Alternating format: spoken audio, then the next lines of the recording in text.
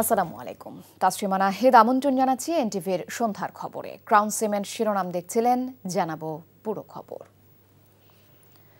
BNP chairperson Begum Khaleda জিয়ার শারীরিক অবস্থা অত্যন্ত সংকটময় উল্লেখ করে বিএনপি মহাসচিব মির্জা ফখরুল ইসলাম আলমগীর তার রোগ মুক্তির জন্য দেশবাসীর কাছে দোয়া চেয়েছেন। বেগম জিয়া সুস্থ হয়ে দেশের মানুষের জন্য আবারও কাজ করতে পারবেন এমন আশাবাদের কথাও বলেন তিনি। মির্জা ফখরুল বলেন, দেশের মানুষ ফেব্রুয়ারির নির্বাচনের জন্য অপেক্ষা করছে। হাসান মাহমুদের রিপোর্ট। দেশি বিদেশি বিশেষজ্ঞ চিকিৎসকদের তত্ত্বাবধানে রাজধানীর এভারকেয়ার হাসপাতালের সিসিইউতে চিকিৎসাধীন রয়েছেন বিএনপি চেয়ারপারসন বেগম খালেদা জিয়া। বেগম জিয়ার সুস্থতা কামনায় সারা দেশে দোয়া কর্মসূচি পালন করে বিএনপি। জুমার নামাজের পর বিএনপির নয়াপল্টনের কেন্দ্রীয় কার্যালয় সংলগ্ন মসজিদে দোয়ায় অংশ নেন দলের মহাসচিব মির্জা ফখরুল ইসলাম আলমগীর সহ বিএনপি ও এর সহযোগী সংগঠনের নেতাকর্মীরা। খালেদা জিয়ার সুস্থতা কামনা করে মোনাজাত করেন মুসল্লিরা। গতকাল রাতেই ডাক্তাররা বলেছেন যে তার অবস্থা, শারীরিক অবস্থা অত্যন্ত সংকটময়। দেশনেত্রী বেগম খালেদা জিয়ার রোগ মুক্তির জন্য আমরা দোয়া চেয়েছি, তিনি যেন আবার জনগণের মাঝে ফিরে এসে তাকে দেশের মানুষের কাজ করার সুযোগ করে দেন। এছাড়াও জাতীয় মসজিদ, বাইতুল মোকাররম, কারওয়ান বাজার আম্বরশাহ মসজিদ, পুরান ঢাকার হুসনি দালান মসজিদ সহ বিভিন্ন মসজিদে খালেদা জিয়ার সুস্থতা কামনা করে দোয়া করা হয়। এর আগে জাতীয় প্রেস ক্লাবে ফেডারেল সাংবাদিক ইউনিয়ন বিএফইউজের দ্বিবার্ষিক কাউন্সিল অধিবেশনে যোগ দিয়ে মির্জা ফখরুল বলেন, সাংবাদিকদেরকে রাজনৈতিক লেজুর বৃত্তি পরিহার করতে হবে, গণতন্ত্রের স্বার্থে গুরুত্ব দিতে হবে ভিন্ন মতকে।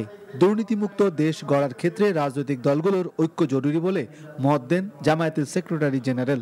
আপনারা জানেন যে এমন একটা সময় এখন, যে সময়টার জন্য গোটা জাতি অপেক্ষা করে আছে যে আগামী ফেব্রুয়ারি মাসে একটি নির্বাচনের মধ্য দিয়ে একটি গণতান্ত্রিক ব্যবস্থায় আমরা ফিরে যেতে সক্ষম হব। আমরা নিশ্চিত করব গণমাধ্যমের স্বাধীনতা, অর্থাৎ একেবারে পুরোপুরি ইন্ডিপেন্ডেন্ট যেটা থাকবে, স্বাধীন থাকবে, সে বিষয়টি আমরা নিশ্চিত করব। কোনো দলের লেজুবৃত্তি না করে আপনাদেরকে দাঁড়াতে, তাহলেই দেখবেন যে আপনার অধিকারটাকে আপনি আদায় করতে পারবেন। আমাদের এই বাংলাদেশকে আমরা একটা corruption free country, corruption free একটা ইকোনমি হিসেবে গড়তে চাই। এ ব্যাপারে তো বিএনপি জামাত সহ কোনো দলের মধ্যে তো দ্বিমত নেই। দুর্নীতিকে আমরা প্রশ্রয় দিব না। সোশ্যাল মিডিয়ার অবাধ অপপ্রচার সমাজে ভীতি সৃষ্টি করছে বলেও মনে করেন বক্তারা। Hasan Mahmud, NTV news, Dhaka.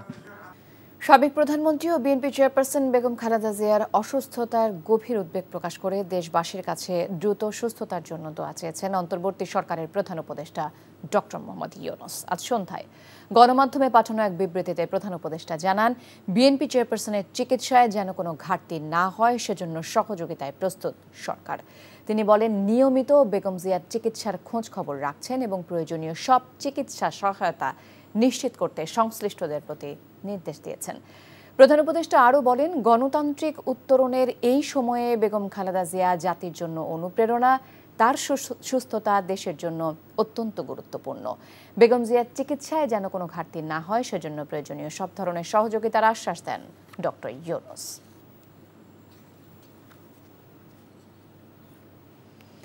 এছাড়া বিএনপি চেয়ারপারসন ও সাবেক প্রধানমন্ত্রী বেগম খালেদা জিয়ার রোগমুক্তি কামনায় সারা দেশে দোয়া ও মোনাজাত করা হয়েছে।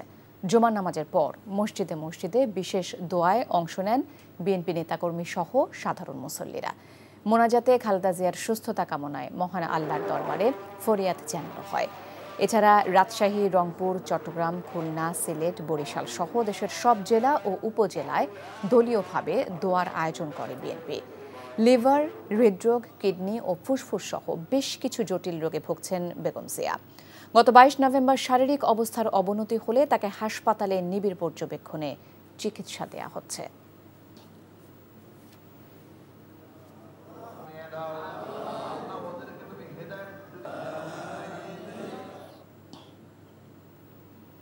জামায়াতে ইসলামের জনপ্রিয়তায় একটি গোষ্ঠী ভয় পেয়েছে উল্লেখ করে দলটির আমির ডক্টর শফিকুর রহমান বলেছেন, হামলা করে জামায়াতের অগ্রযাত্রা থামানো যাবে না। জনগণের ম্যান্ডেট পেলে বিএনপি সহ সব দলকে সাথে নিয়ে বাংলাদেশকে গড়ে তোলা হবে বলে জানান দলটির আমির। ঢাকায় যুব ছাত্র নাগরিক সমাবেশে তিনি একথা বলেন। নূর হোসেন জানাচ্ছেন বিস্তারিত। আগামী জাতীয় নির্বাচনকে সামনে রেখে রাজধানীর ভাসানটেকের বিআরপি মাঠে যুব ছাত্র নাগরিক গণসমাবেশ করেছে ঢাকা 17 আসনে জামায়াত মনোনীত প্রার্থী ডাক্তার খালিদুজ্জামান। সমাবেশে আশেপাশের কয়েক হাজার নেতাকর্মী ও সমর্থক অংশ নেয়।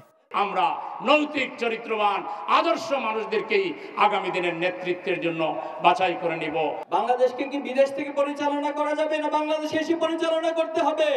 এতে প্রধান অতিথি জামায়াত ইসলামীর আমির ডাক্তার শফিকুর রহমান বলেন, পুরনো ব্যবস্থায় আর নতুন বাংলাদেশকে চালানো যাবে না। কেউ কেউ ইতিমধ্যে বলেছেন তারা ফ্যাসিবাদ বিরোধী সকল দলকে সাথে নিয়ে যদি তারা নির্বাচিত হন তাহলে সরকার গড়বেন ইল্লা জামাতে ইসলামী ছাড়া। আমরা তাদেরকে বিনয়ের সাথে বলবো, জনগণ যদি মহান আল্লাহর ইচ্ছায় আমাদেরকে নির্বাচিত করে ইনশাল্লাহ আমরা আপনাদেরকেও বাদ দিব না, সবাইকে সাথে নিয়ে আমরা দেশ গড়ব ইনশাল্লাহ। নির্বাচনী প্রচারণায় বাধা দিয়ে জামায়াতের অগ্রযাত্রা থামানো যাবে না বলে জানান ডাক্তার শফিক।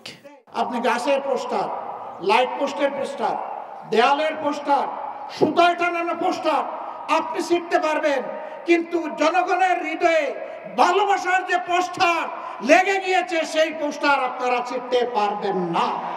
ক্ষমতায় না গেলেও দুর্নীতির বিরুদ্ধে লড়াই অব্যাহত রাখার ঘোষণা দেন জামায়াত আমির।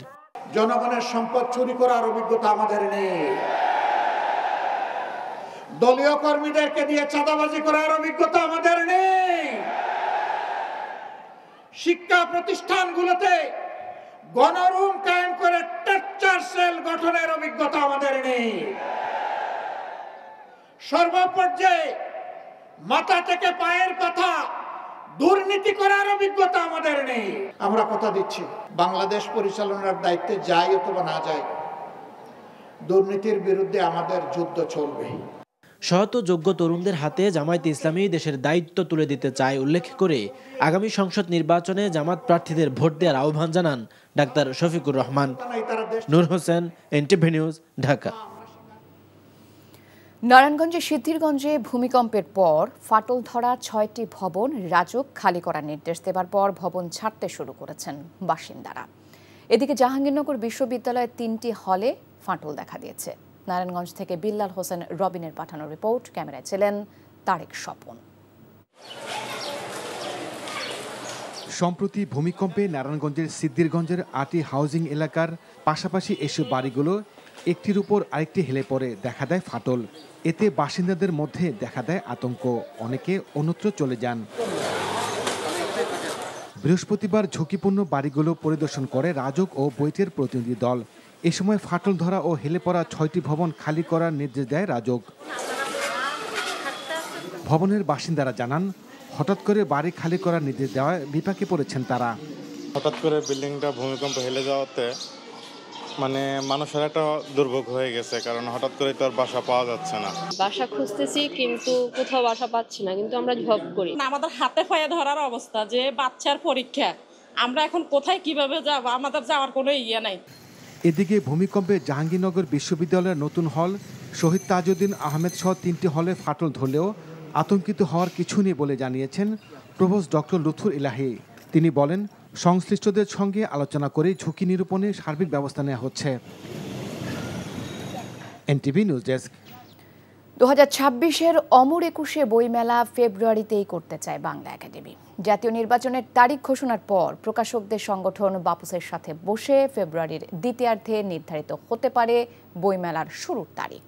তবে বইমেলা জমে ওঠা নিয়ে কিছুটা চিন্তিত লেখক প্রকাশকরা। HM মেহেদি হাসানের রিপোর্ট। 52 21-এর চেতনায় আড়ম্বর আয়োজনে পুরো ফেব্রুয়ারি জুড়ে থাকে অমর 21শে বইমেলা। কিন্তু আসছে বছর জাতীয় নির্বাচন, নিরাপত্তা ইস্যু ও রোজার কারণ দেখিয়ে এবছর তার ডিসেম্বরে করার সিদ্ধান্ত নেয় বাংলা একাডেমি। পরে অবশ্য সে সিদ্ধান্ত থেকে সরে আসে আয়োজক প্রতিষ্ঠান, জানায় নির্বাচনের আগে হবে না বইমেলা। এতে বইমেলা আদৌ হবে কিনা তা নিয়ে লেখক, প্রকাশক ও পাঠকদের মনে তৈরি হয় শঙ্কা। এই অবস্থায় গেল 2 নভেম্বর বাংলাদেশ পুস্তক প্রকাশক ও বিক্রেতা সমিতি বাপুসের সাথে মিলে বাংলা একাডেমির সিদ্ধান্ত নেয় নির্বাচনের পরে হলেও বইমেলা হবে ফেব্রুয়ারিতেই। অবশ্য মেলার শুরুর তারিখ নির্ধারণ করা হবে নির্বাচনের তফসিল ঘোষণার পর। মেলার আয়োজন ও সফলতার ব্যাপারে আত্মবিশ্বাসী এই 2 সংগঠনই। বলছে বাস্তবতাকে মেনে নিয়েই মেলা আয়োজনের সর্বাত্মক চেষ্টা করবে তারা। মানুষ তো পরিস্থিতির সঙ্গে নিজেকে খাপ খাইয়ে নেয়, ফলে মানুষ রোজার মধ্যে কিংবা ইলেকশন পরবর্তী পরিস্থিতিতে কিভাবে মেলায় আসবে, কখন আসবে, সেই সংক্রান্ত একটা পরিকল্পনা করবেন এবং প্রকাশকরাও তাদের নিজেদের বাস্তবতা অনুযায়ী এই ধরনের একটা ব্যবস্থা করবেন। এই শঙ্কাটা বোধ করবেন না যে বইমেলা হবে কি হবে না। বইমেলা হবে, বইমেলাটার স্থায়িত্ব নিয়ে কথা হচ্ছে, সময়টা নিয়ে কথা হচ্ছে। তো নির্বাচনের তারিখ ঘোষণা না পর্যন্ত আমরা আসলে বইমেলার তারিখটা দিতে পারছি না। তবে প্রকাশকদের অনেকে বলছেন ফেব্রুয়ারির দ্বিতীয়ার্ধে বইমেলা হলে লোকসানের সম্মুখীন হবেন অধিকাংশ প্রকাশক, আর রোজার সময় পাঠক ক্রেতাদের উপস্থিতিও কম থাকবে। ফলে এমন বাস্তবতায় বইমেলার আয়োজন হবে শুধুই নিছক আনুষ্ঠানিকতা।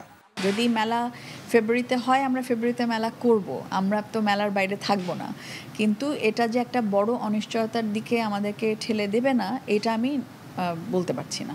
রোজা রেখে পাঠকরা যাবেন কিনা, আবার যারা ওখানে কর্মীরা আছেন তারা ওখানে ঠিক রোজা রেখে কষ্টটা করতে পারবেন কিনা, সব মিলিয়ে আসলে শঙ্কায় আছে। মানে মেলার মতোই মেলা হবে, আমরা হয়তো অংশ করব, পাঠক আসবে কিনা জানি না, কিন্তু মেলাটা হবে।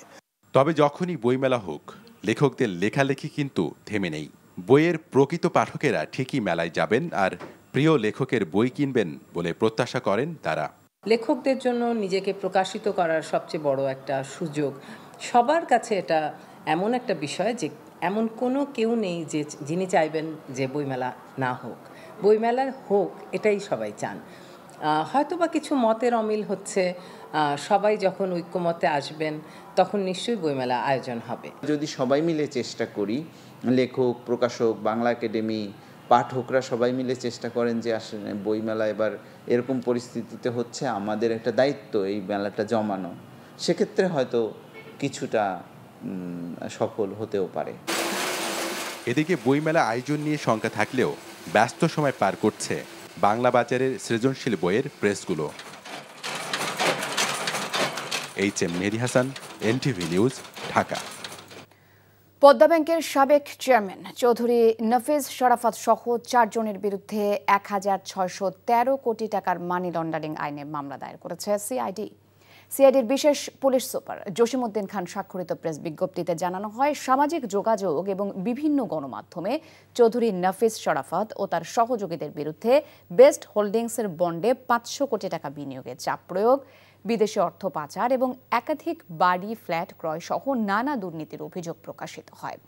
এসব অভিযোগ প্রকাশের পর সিআইডির financial crime unit money laundering সংক্রান্ত অনুসন্ধান শুরু করে। প্রাথমিক অনুসন্ধানকালে প্রাপ্ত তথ্য উপাত্ত বিশ্লেষণ করে অভিযোগের সত্যতা পাওয়ায় মানি লন্ডারিং প্রতিরোধ আইনের বিভিন্ন ধারায় চৌধুরী নাফিজ সহ তার 4 সহযোগীর বিরুদ্ধে গুলশান থানায় মামলা করেছে সিআইডি। নতুন করে আবারও জামায়াতের আমির হিসেবে শপথ গ্রহণ করেছেন ডক্টর শফিকুর রহমান। সন্ধ্যায় মগবাজারের আল ফালাহ মিলনায়তনে নতুন করে নির্বাচিত আমির হিসেবে 2026-2028 মেয়াদের জন্য শপথ নিয়েছেন তিনি। এ সময় বারবার কান্নায় ভেঙে পড়েন তিনি। আমির নির্বাচনে প্রধান নির্বাচন কমিশনারের দায়িত্ব পালন করা দলের কেন্দ্রীয় নির্বাহী পরিষদ সদস্য ও সহকারী secretary general ATM Masum doctor শফিককে শপথ বাক্য পাঠ করান। গত 9 অক্টোবর থেকে 25 অক্টোবর সদস্যদের গোপন ভোট গ্রহণের মাধ্যমে 2026-2028 মেয়াদে জামায়াতের আমির নির্বাচন করা হয়। এতে 1,16,792 জন রোকন ভোট দেন। সর্বোচ্চ সংখ্যক ভোট পেয়ে নির্বাচনে টানা তৃতীয়বারের মতো আমির নির্বাচিত হন ডক্টর শফিকুর রহমান। ব্রিসবেন টেস্টেও খেলতে পারবেন প্যাট কামিন্স এবং জশ হ্যাজার্ড। অ্যাশেজে দ্বিতীয় টেস্টের জন্য 14 সদস্যের দলে এই 2 অভিজ্ঞ পেসার। পার্থ টেস্টের স্কোয়াডে কোনো পরিবর্তন আনেনি অস্ট্রেলিয়া। কামিন্স এখনও পিঠের চোট থেকে পুরোপুরি সেরে ওঠেননি, তবে অনুশীলনে ফিরেছেন তিনি। দলে জায়গা ধরে রেখেছেন অস্ট্রেলিয়ান ওপেনার ওসমান খাজা। পিঠের চোটের কারণে পার্থ টেস্টে এক ইনিংসে ব্যাটিং করেন খাজা। দ্বিতীয় ইনিংসে তার জায়গায় ওপেনিংয়ে নেমে ৬৯ বলে শতক করে অস্ট্রেলিয়াকে জেতান ট্রাভিস হেডস।